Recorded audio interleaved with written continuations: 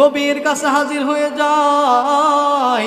নবীকে ডেকে ডেকে বলে, ও পয়গম্বর, আমাকে আবু জাহেল সম্পদ দেয় না, টাকা দেয় না, পয়সা দেয় না, আপনি একটু আমাকে সম্পদের ব্যবস্থা করে দেন। বলেন তো এতিমের ব্যথা কে বুঝবে? একজন এতিম বুঝবে, কথা বলেন ঠিক কিনা? আমার নবী ছিলেন এতিম। নবীর কাছে যখন গিয়ে বলল, নবী আমার, আমাকে সম্পদ দেয় না, আপনি একটু সম্পদের ব্যবস্থা করে দেন। নবী বলল, ঠিক আছে, তুমিও এতিম, আমিও এতিম।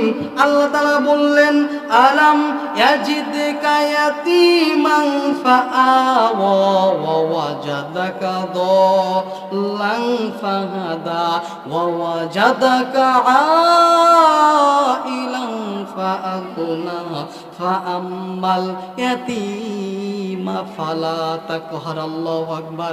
আল্লাহ তাআলা নবীকে অর্ডার করলেন, ও আমার পয়গম্বর,